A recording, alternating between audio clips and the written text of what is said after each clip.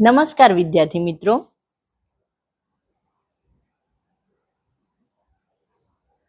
હવે વર્તુળના જ થોડા અલગ દાખલા જોઈશું, જેમાં આપેલ આકૃતિમાં ટીપી અને ટીક્યુ બે સ્પર્શક છે, જેમાં વર્તુળના ખૂણા POQ બરાબર 110 બને છે. તો ખૂણો PTQ જે બે સ્પર્શકથી બનતો ખૂણો આપણે શોધવાનો છે. તમે અગાઉ ભણી ગયા છો કે વર્તુળના બહારના બિંદુમાંથી બે સ્પર્શકો દોરી શકાય. અહીં આકૃતિમાં તમે જોઈ શકો છો POQT એક ચતુષ્કોણ બને છે. ચતુષ્કોણ એટલે 4 બાજુ અને 4 ખૂણા થી બનતી બંધ આકૃતિ, જેના દરેક ખૂણાનો સરવાળો કરતા 360 અંશ થાય. આથી ખૂણો P વત્તા ખૂણો O વત્તા ખૂણો Q વત્તા ખૂણો T બરાબર 360. હવે તેમાં જે ખૂણા નું માપ આપણી પાસે છે તે લખીએ. ખૂણો P જેનું માપ પ્રશ્નમાં નથી, પરંતુ તમે પ્રમેયમાં જોઈ ગયા છો. વર્તુળની ત્રિજ્યા અને સ્પર્શક એકબીજાને લંબ હોય છે. આથી ખૂણો P એ 90 અંશનો બનશે. તે જ રીતે OQ એ ત્રિજ્યા છે, TQ એ સ્પર્શક છે. આથી ખૂણો Q એ પણ 90 અંશનો બનશે. તો આમ ખૂણો P બરાબર 90 વત્તા ખૂણો O 110 વત્તા ખૂણો Q 90 અંશ વત્તા ખૂણો T જે આપણે શોધવાનો છે બરાબર 360 અંશ. હવે જે ખૂણા છે તે દરેકના માપનો સરવાળો કરીએ. 90 વત્તા 110 વત્તા 90 બરાબર 290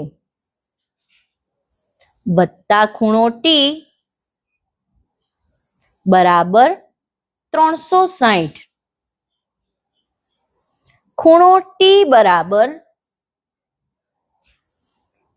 360 ઓછા 290 માટે ખૂણો ટી બરાબર 70 અંશ થશે.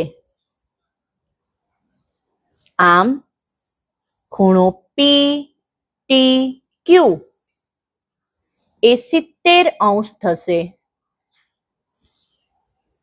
વિદ્યાર્થી મિત્રો, આવો બીજો દાખલો જોઈએ. જો ઓ કેન્દ્રવાળા વર્તુળમાં વર્તુળને બહારના બિંદુમાંથી દોરેલા સ્પર્શકો પી એ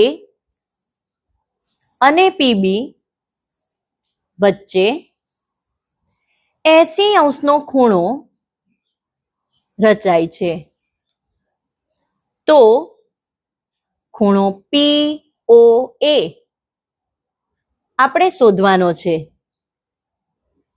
ફરી એકવાર અહીં ઓ એ પી બી એ ચતુષ્કોણ છે, એટલે તેના દરેક ખૂણાનો સરવાળો 360 અંશ થાય.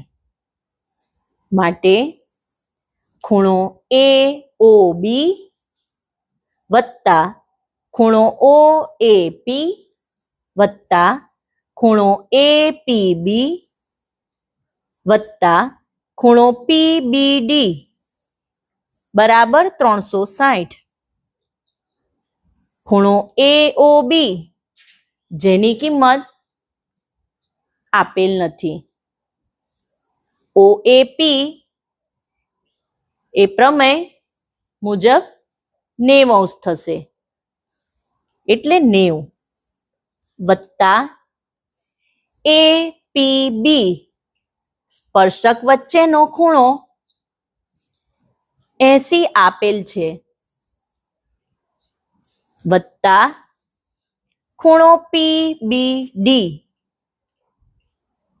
એ 90 અંશ છે, બરાબર 360 અંશ.